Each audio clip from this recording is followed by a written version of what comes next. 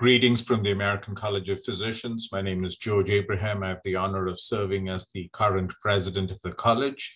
I'm an internist and an infectious disease physician based out of the University of Massachusetts Medical School in Worcester, Massachusetts. We will spend the next few minutes just focusing on the COVID-19 vaccine update and just sort of getting a sense of where things stand and what the future holds. As we are all aware, 2020 was a significant year with COVID-19 becoming the #3 cause of death, at least in the United States, as evidenced by the CDC's death rates. And as you notice, heart disease continued to be the #1 leading cause of death, followed by cancers and then COVID-19, unfortunately. And that same trend followed through in various age groups. If we were to see even among children, in the top 10 reasons for death was COVID-19. And then again, in the age group of the adolescents to teens and thereafter, and then 50 years and older, and even in the oldest people, 85 plus, COVID-19 was a significant cause of death, which is so unfortunate. And as you're well aware, from about the end of 2019, we were becoming increasingly aware of this new viral illness, which was rapidly spreading all over the world. And this reminds us of our previous COVID episodes. And if you notice that we've had previous ones with SARS in 2003 and 4, followed by MERS, the Middle Eastern Respiratory Syndrome, which was followed a few years later, and now with the SARS-CoV-2, which has now been renamed COVID-19 so as to not associate it with a country, so as to prevent discrimination against that particular ethnicity or country.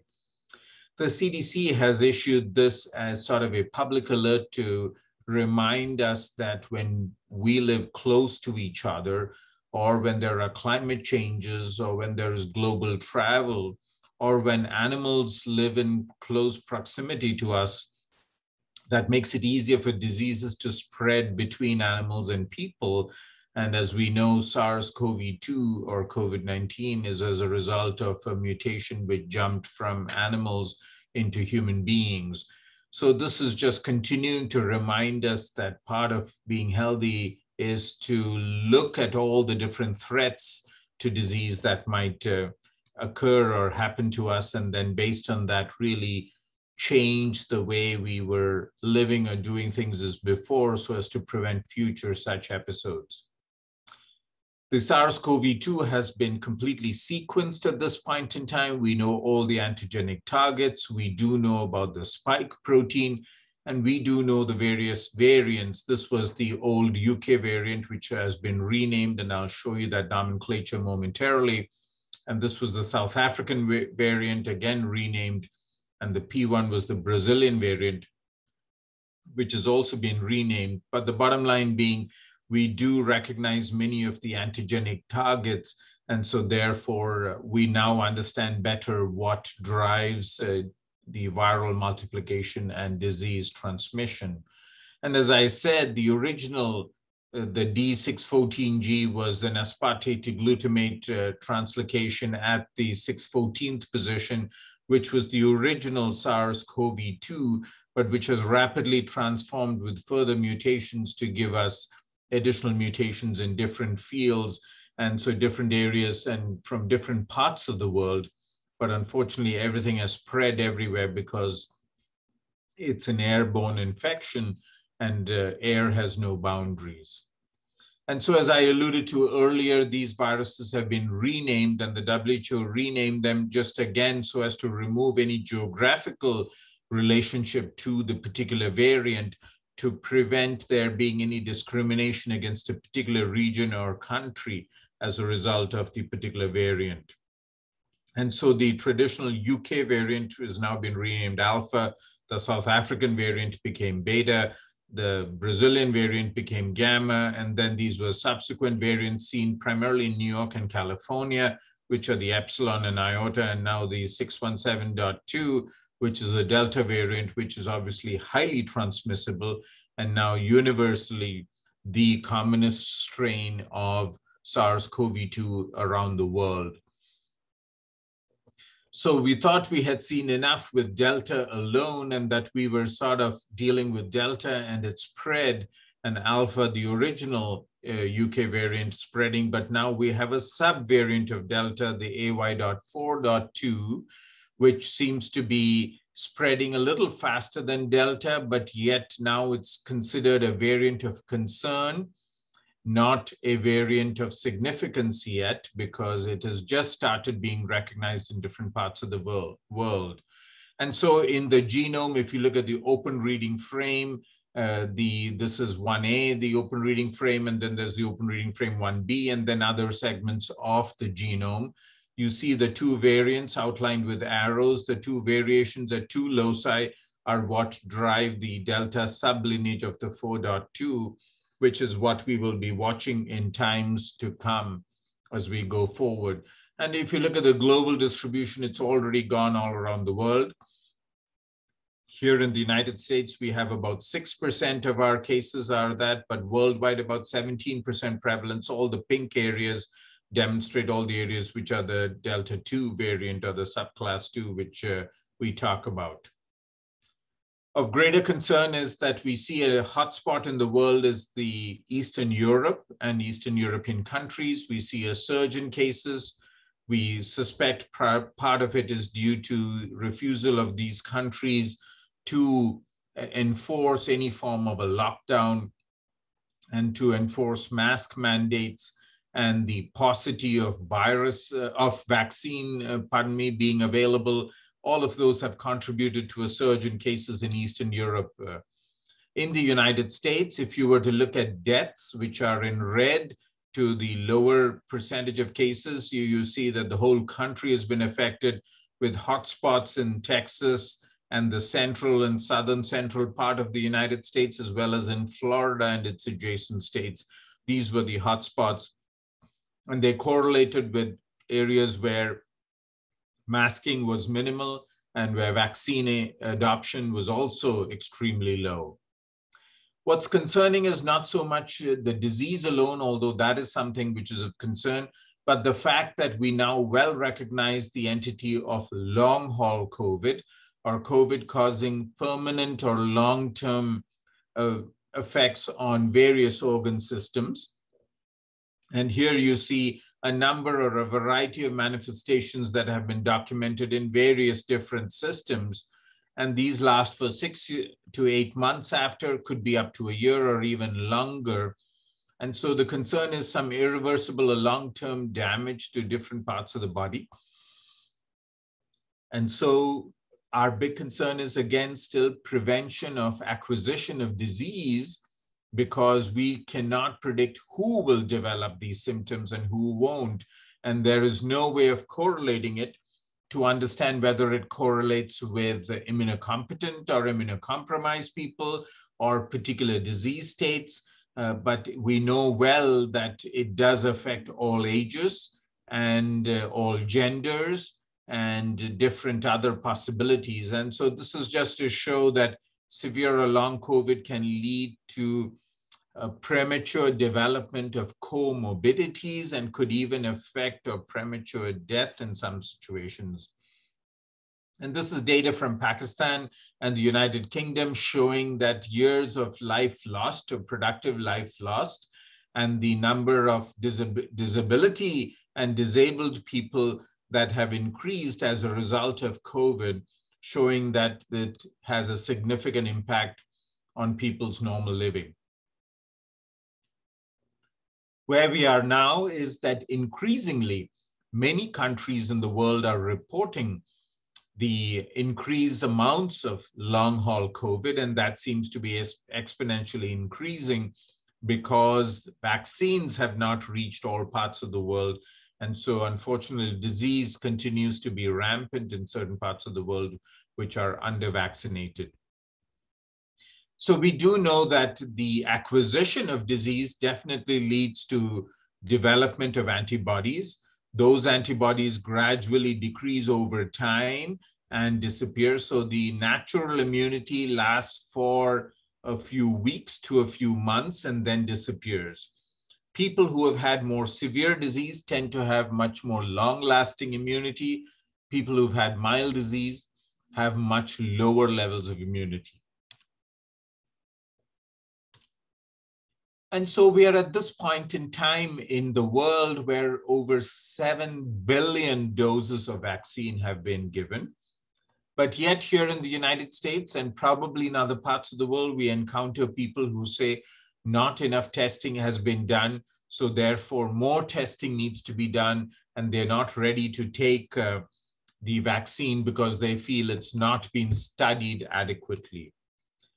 We know well that vaccine has been studied adequately and that 2 doses of the vaccine are critical and do cause significant immune response, which leads to a reduction in hospitalization, death, and serious illness.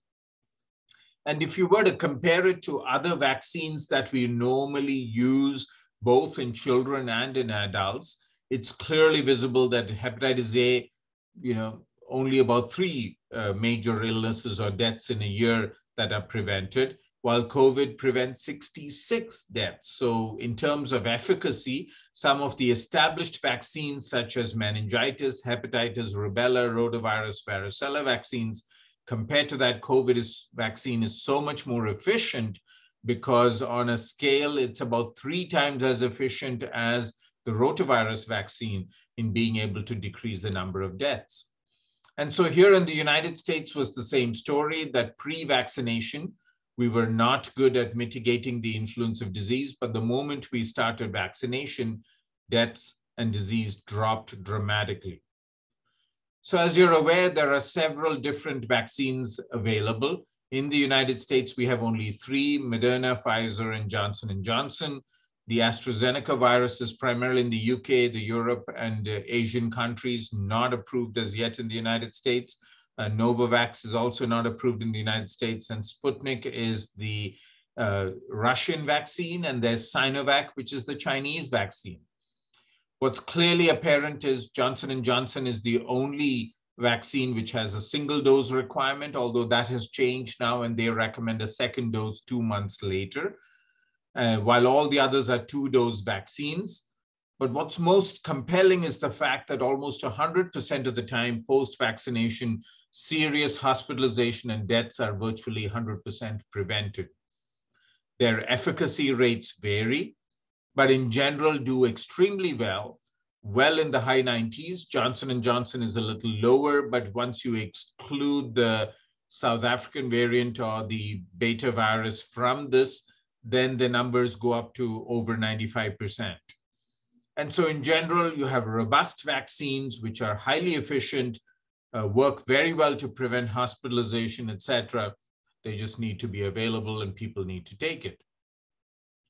And so if you look at all the different studies that have been done around the world, which have looked at randomized clinical trials and lab studies, show that these vaccines have been well studied in hundreds of millions of people, and that these vaccines work and are safe.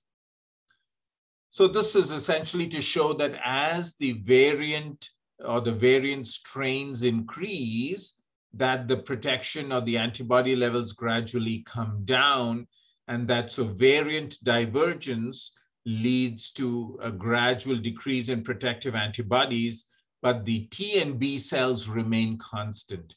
So the humoral immunity may change, antibody levels come down, but the cell-mediated immunity manifested by the T and B cells in our memory response remains relatively intact. And this is what we depend on to get the more long-lasting immunity that vaccine provides. We do know that vaccines reduce the risk of asymptomatic infection.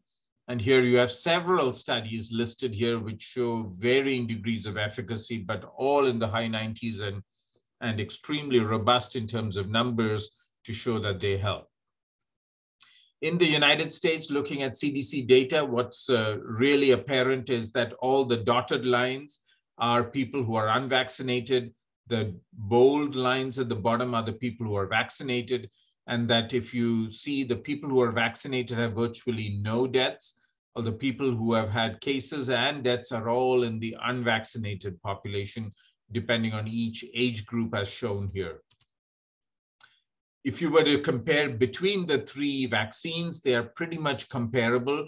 All three are very efficient, and they are still far ahead from those who are unvaccinated. The unvaccinated have far higher incidence of disease, 11.3 times greater risk of dying from COVID-19, 6.1 times greater risk of testing positive compared to people who are vaccinated. And this is from the California Department of Public Health showing the unvaccinated and hospitalizations, and the vaccinated are virtually close to zero. The unvaccinated, look at the numbers that are there, and as the epidemic has come under control, those numbers have gradually decreased. And so here is Japan, where we know that during the summer, during the Olympics, there was a surge of cases going on every day in the community, but they are now down to almost zero deaths, which have occurred because of vaccination rates. And we do know the correlation between deaths and disease and vaccination in a number of different countries around the world, showing that as vaccination rates increase, the number of deaths decrease. The number of countries listed here on the left compared to the data. And the same thing in the United States, same story if we take it by state.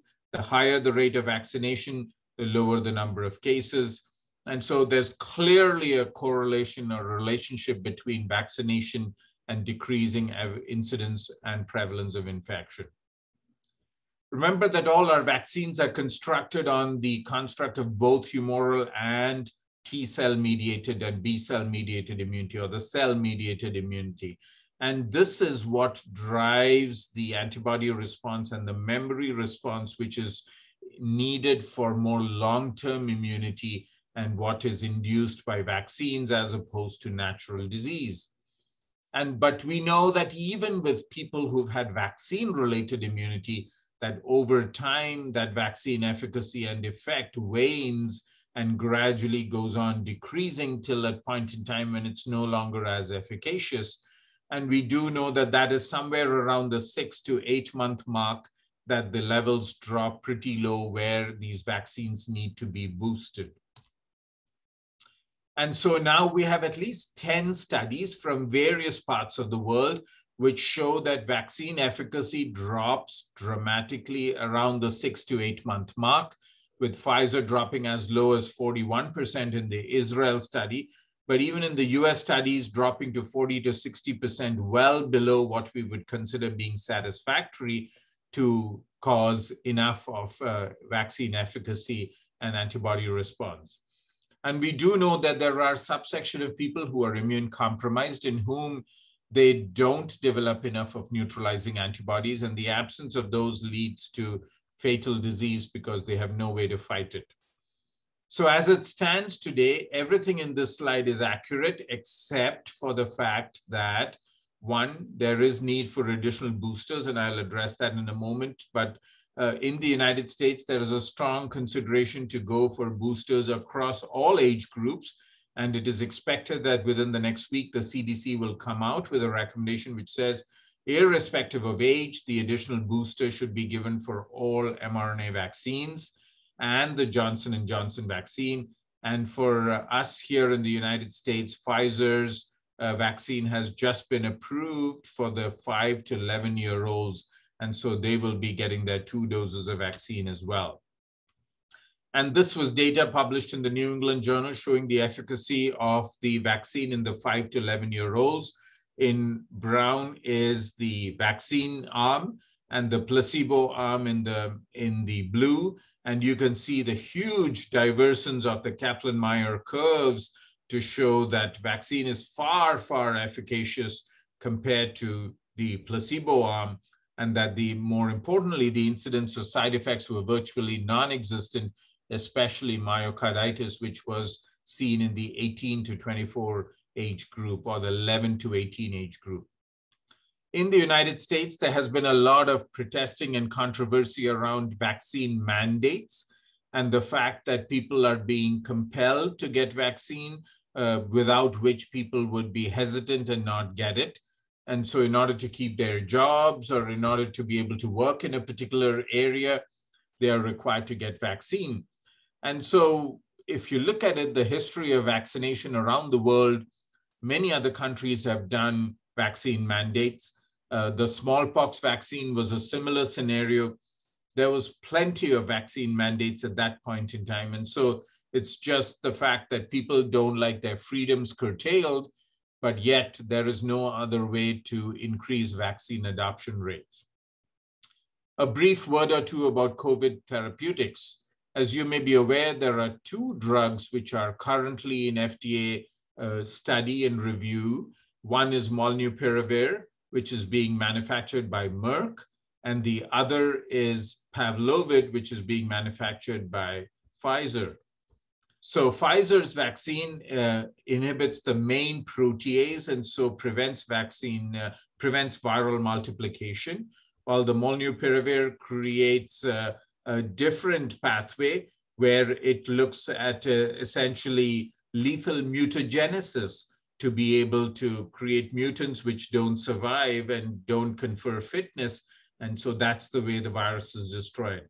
Both of these drugs are believed to be priced the same, relatively the same in terms of efficacy, side effects profile, etc. And both are pending before the FDA. The Pfizer drug Paxlovid has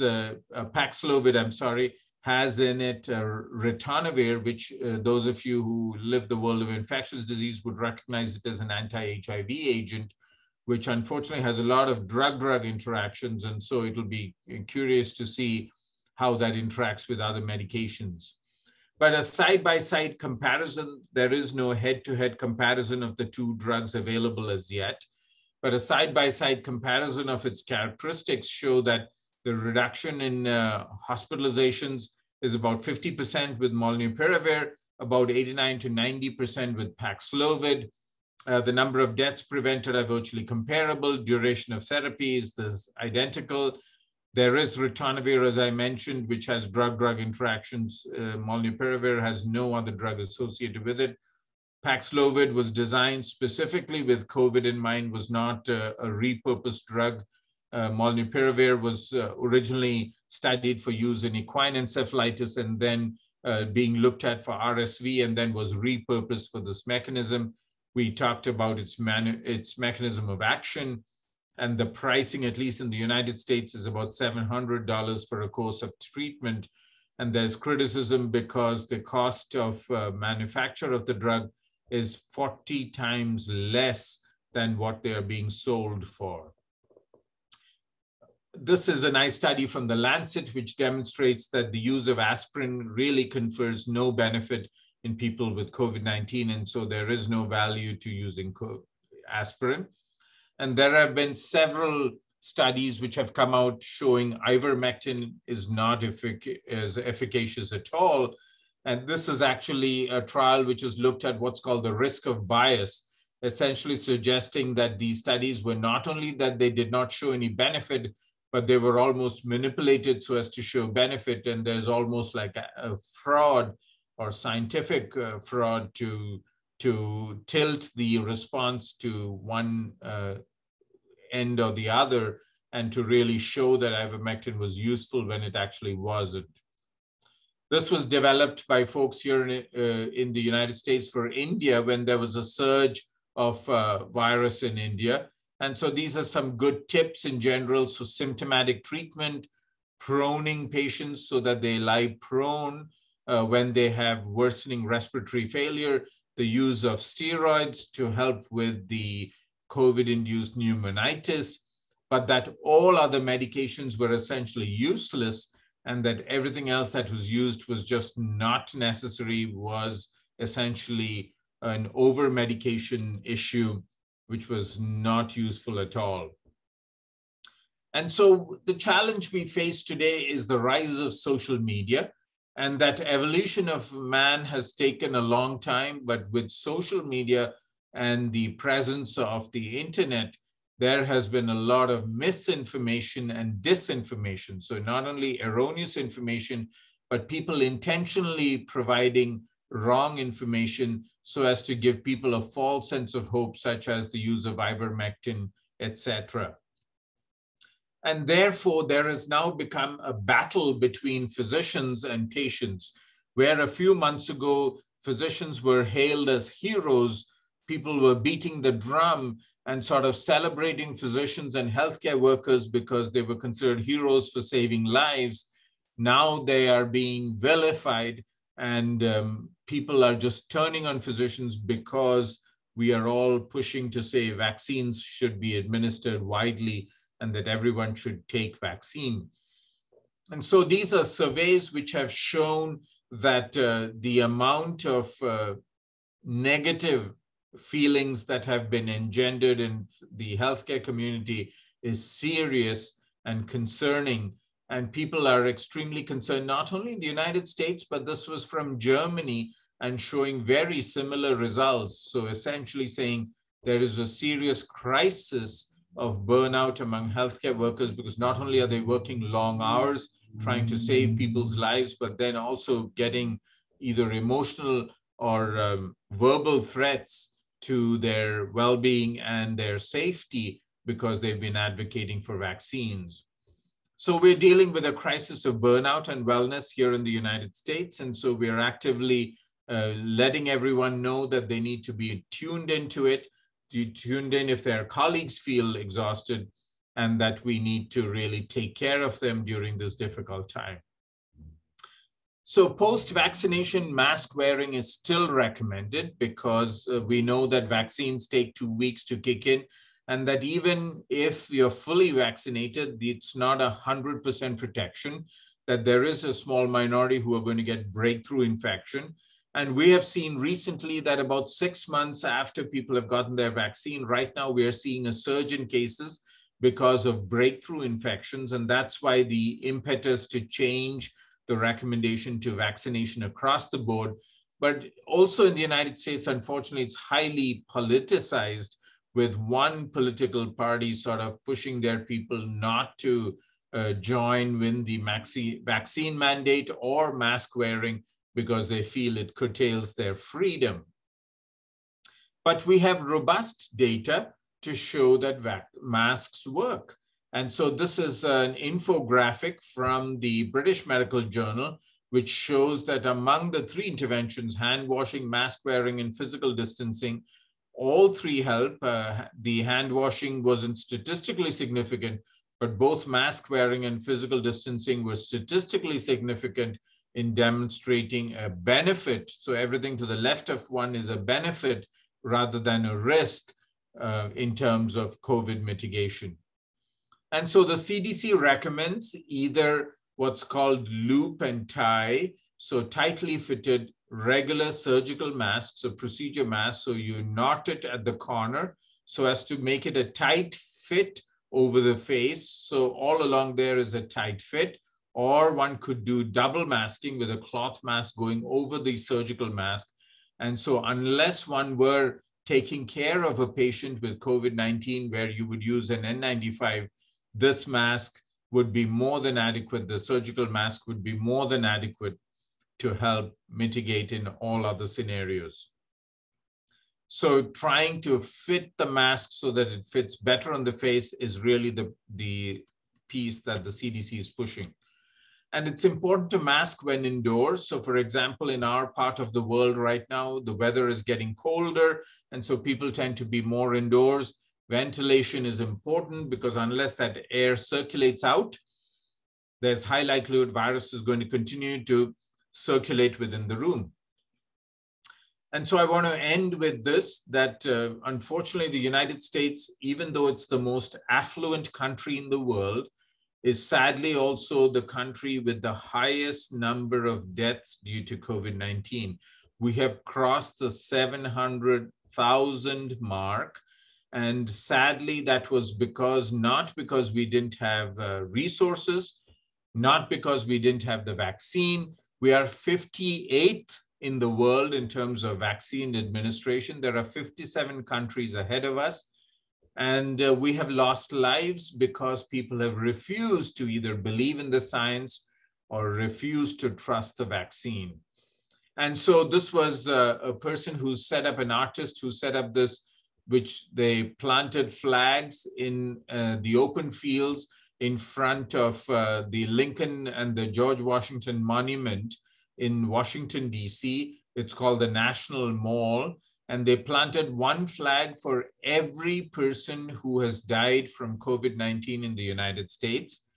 And so this is what it looks like from a distance. So if you was to stand in the African American History Museum of the Smithsonian and look out over the number of flags planted, it would look like this. It's a stark reminder of the tremendous loss of lives that have occurred because of this pandemic, and also a reminder that so many people have struggled to save lives, else they would have been one more statistic. And so this is the Washington Monument, which is there, and the White House would be in the other opposite direction. This is the National Mall. This is the space in between, and these are the flags that stand out. And individually, each of these flags are then family members or other well-wishers are allowed to write something on it. We highlight one of these physicians. She was an infectious disease physician and a member of the American College of Physicians, who unfortunately contracted the disease taking care of patients. And even though she was on her sick bed, she was continuing to care for patients with COVID-19 while in her bed, struggling with disease, till ultimately she lost her battle to the virus.